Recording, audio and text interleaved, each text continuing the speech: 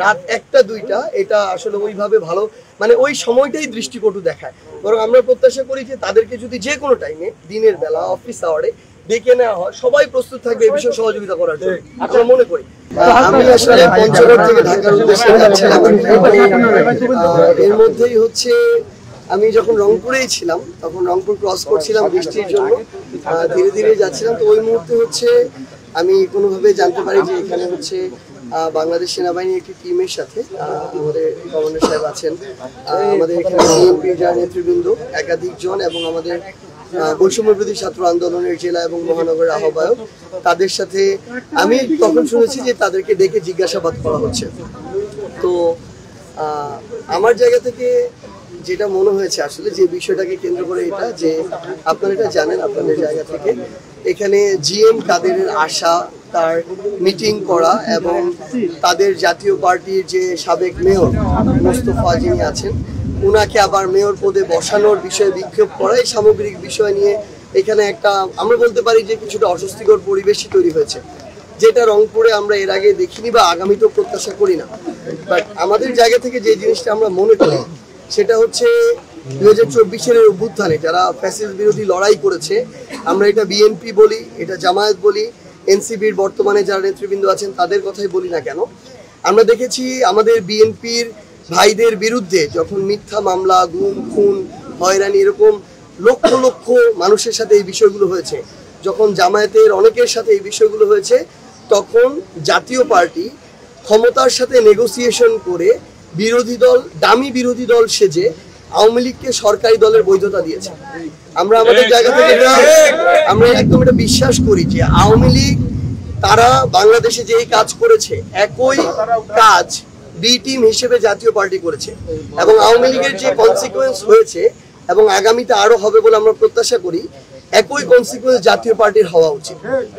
এখন এখানে যখন আমরা দেখি যে জাতীয় পার্টির একজন মেয়র, ওই মেয়রকে আবার পদে বসানোর জন্য এখানে একটা বিক্ষোভ মিছিল করা হয়, আমরা মনে করি ওই মিছিলে জাতীয় পার্টির নেতাকর্মীর নামে সেখানে আওয়ামী লীগ যুবলীগ ছাত্রলীগের যারা নেতাকর্মী, যে সন্ত্রাসী যে নেতাকর্মীরা আছে তারা ওই মিছিলে থাকবে এবং থাকাটাই সবচেয়ে বেশি ইম্পর্টেন্ট।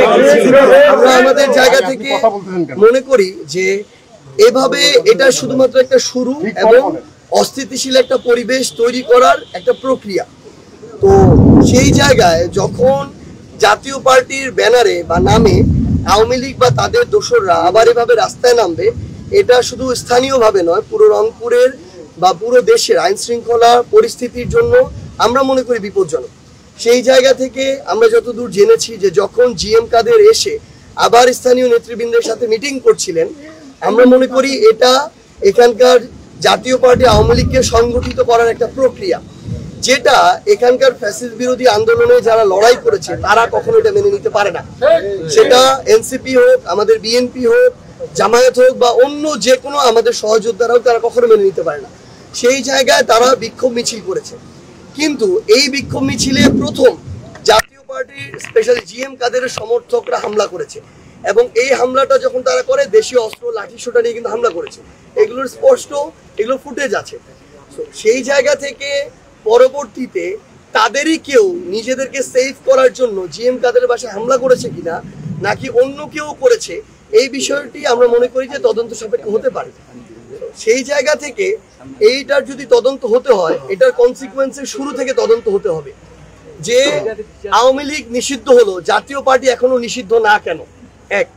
2 নম্বর হচ্ছে জাতীয় পার্টি, আওয়ামী লীগ এবং জাতীয় পার্টির যারা বিভিন্ন সদস্য, কার উদ্দেশ্য কি ছিল আমরা জানি না, তারা কিভাবে রংপুরে এত বড় মিছিল করতে পারে, তাও একজন অবৈধ নির্বাচনের অবৈধ মেয়রকে ক্ষমতায় বসানোর জন্য।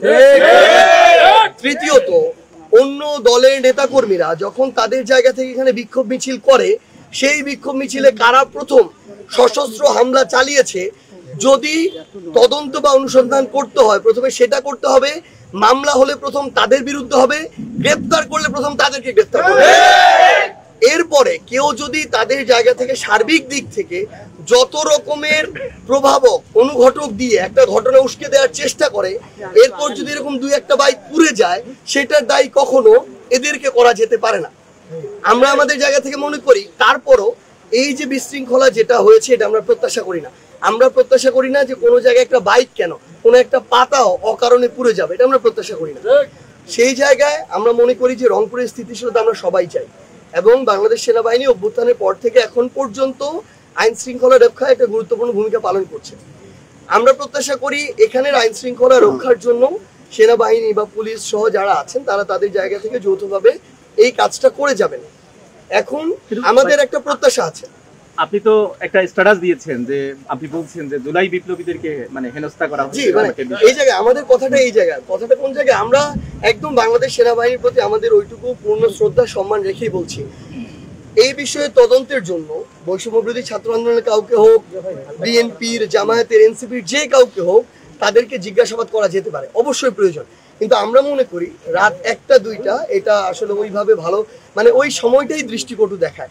বরং আমরা প্রত্যাশা করি যে তাদেরকে যদি যে কোনো টাইমে, দিনের বেলা, অফিস আওয়ারে ডেকে নেওয়া হয়, সবাই প্রস্তুত থাকবে এই বিষয়ে সহযোগিতা করার জন্য, আমরা মনে করি। সো আমাদের জায়গা থেকে এইটুকুই প্রত্যাশা থাকবে যে এক ঘটনার শুরু থেকে কনসিকোয়েন্স টানার জন্য, সে অনুযায়ী কাজ করার জন্য। আর দ্বিতীয় প্রত্যাশা থাকবে যে এই সময় এবং সার্বিক সিচুয়েশন যেন এমন না হয় যেটা আমাদেরকে আসলে বিব্রতকর পরিস্থিতিতে ফেলে, যে কারণে আমাদের যে যাত্রা সেই যাত্রা পথে ব্যাঘাত ঘটে।